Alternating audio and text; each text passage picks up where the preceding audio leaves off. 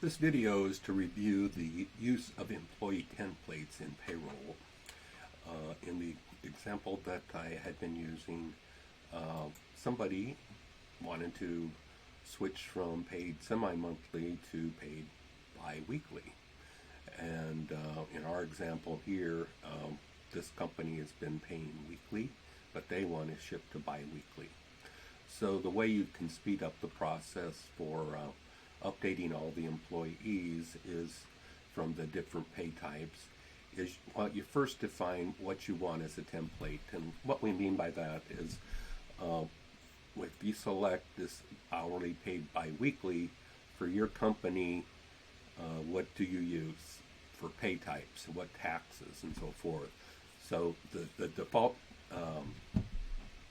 templates that come with the system are based on pay periods. You can see paid bi-weekly, hourly, paid monthly, hourly, semi-monthly, hourly, weekly, hourly, and then how it's handled salary-wise for those different pay periods. But these can also be used, for example, maybe you have employees from two different states.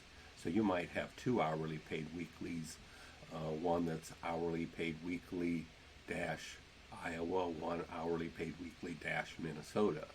And so obviously for the one in Minnesota, you would come here and you would come to taxes and you would add the Minnesota tax if you have to have that in your system already, obviously.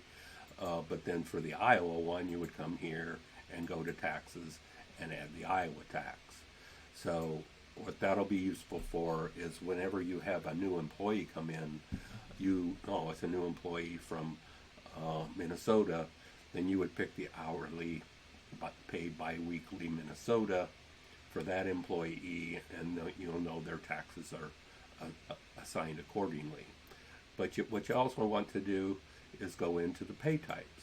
Now in this particular example, we added vacation pay to the pay types. We weren't tracking vacation pay, but we want to start tracking vacation pay. And so you can see that we've got set up for bi-weekly, we added vacation pay, or maybe we're also going to add another type of pay, and let's just call this sick pay. And so we can add sick pay, and yes, it's still and then you want it to be enabled when you use it. In the case of when we go to set up deductions, like if you had a 401k, you might put it in the list but not have it enabled, so when a new employee comes in, you don't enable it until they maybe worked there for 30 days or 90 days or whatever the policy is. And then you want to make sure you assign the account that you want to use for your sick pay or whatever. And if there's a default wage, you can set that. But this is what's going to get set up. And this would be one of the things that when you create a new employee, maybe you're going to pay them $16 an hour. Well, it's going to come across in the template as $15 an hour because that's what we set it up in the template. And so you would do that for your deductions. So we have uniform. Let's just say we're going to add another one. Say we are going to have a 401 contribution. And so we select that. And we're going to say, and this is one of those examples I mentioned where you don't want it to be active when it's brought over, and the percentage might default to 3%, but by employee might be able to do 5%, depending on what your policy is. But this will be the default, and the liability account will just put it towards a deduction that you would label 401k withholding. And so then this is the default for whenever you set up a new employee. Like I said, we'll leave this inactive, so it won't be active when you set up the new employee until you pull up that employee and say they're now active. So we've set up a deduction. You could do the same thing for benefits. And since we had the 401k there, you're probably going to set up the employer match. And so from there, you would go ahead and define the expense account. We have a employee benefits account. And if we do that,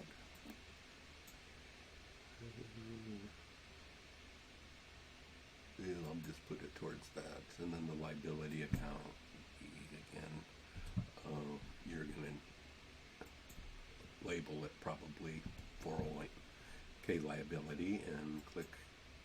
So that's set up. So we've set up a benefit. So now this is our base template. Now in the case of a new employee, hourly paid weekly, I'm going to go in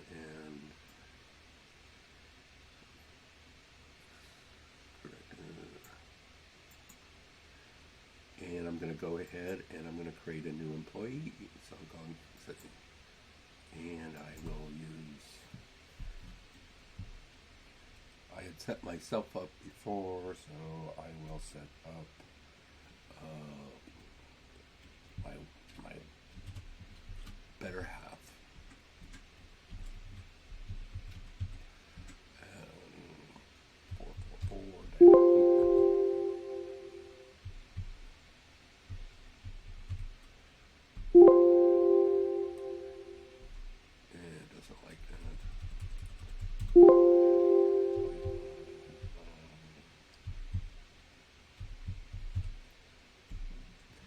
And so it's defaulted to paid weekly, but we can go down and change this to hourly bi-weekly because that's the new template.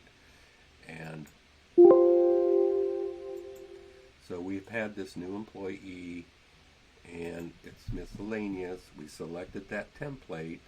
And so now if we go down and look at that pay type, we'll see that those sick pay, vacation pay have been added to the system. And you can see that the deductions, that 401k came across, but it's not active. But the uniforms did come across, and it is active. And so all those things are set up. Now, so the things you would still have to do, you've brought over the template, you still would need to go into taxes.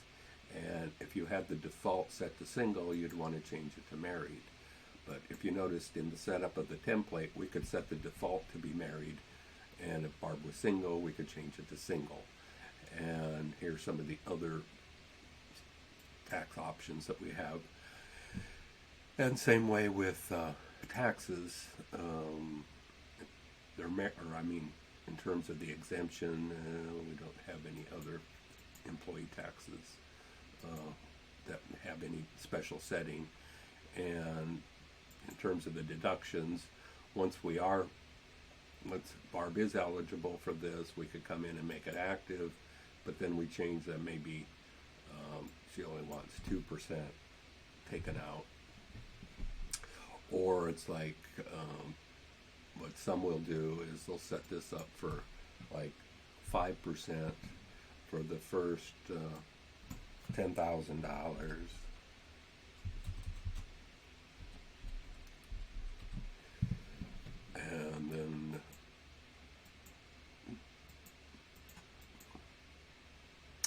And then drop it down to 2% for everything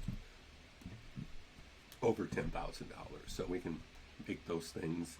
I guess the other option you could have done is you could have made this active, but when you came in here, you would come into here and say it doesn't take effect until December or January, whatever date in the future that you want it to take effect, and then how long are you going to do that. So there's the ways you would set up some limits. So in this case, it's going to start working right away because I'm using today's date of November 9th, and everything's set up for when they do that.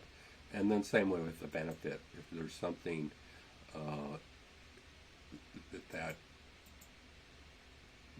you don't want to match that much, but I mean you can come in here for the employees benefit, and typically it's going to probably be for the first $10,000, and you don't do anything else after that, and you only do 2%. And so then they're set up. In the tax setup, there would be, for a 401k, there would be no taxes withheld.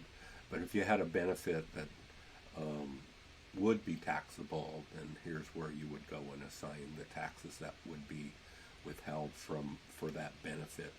Most of the benefits are typically a non-taxable, and so this is usually left blank in that regard. So the other thing that this was be used for is somebody that was switching from a semi-monthly, or in this case weekly, to a bi-weekly, is you can go ahead and let's pretend that on our, I know we got one in here that is currently salary bi-weekly. So again, we could go in here and define the pay, and you can see that it's currently in the weekly, but we want to, in this case, we'll just delete that and we'll add new, and let me see, hang on, we want it to set up, I'm sorry, to go salary bi-weekly. So we may go into here, we may want to go ahead and add the vacation pay,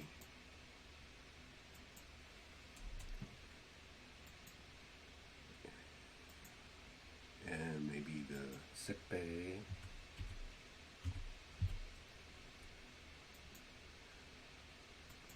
and so now these are part of the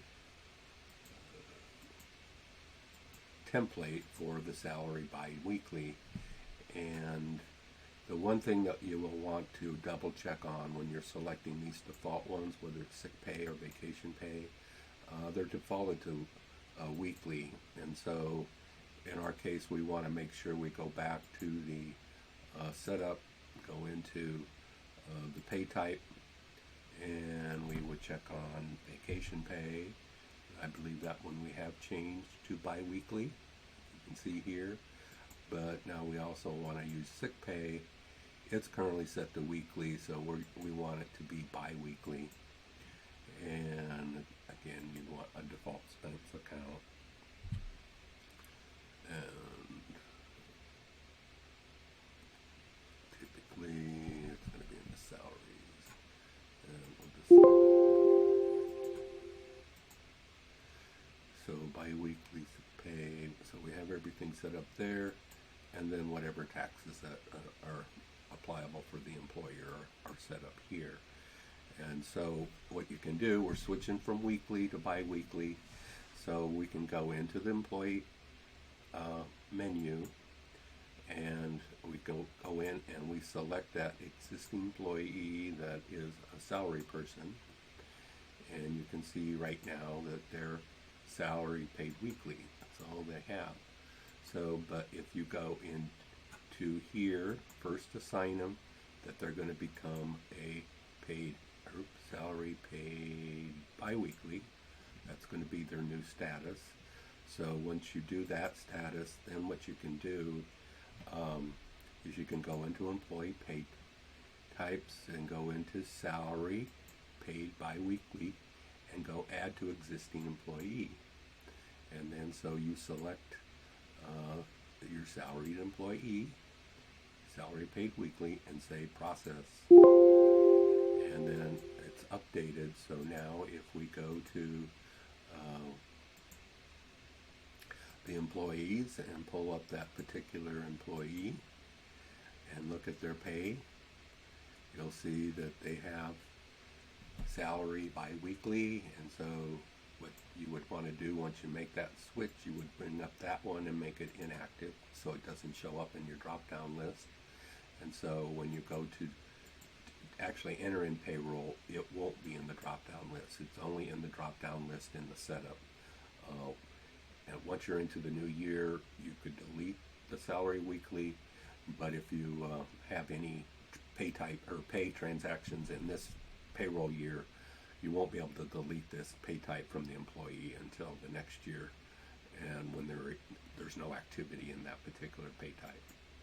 So that's some tips on using the employee templates, both for adding a new employee or for switching people from a frequency of pay types. From, in our case, it was from weekly to bi-weekly, but it could be from bi-weekly to weekly or semi-monthly to bi-weekly. Whatever the change might be, you would follow the process that was described here.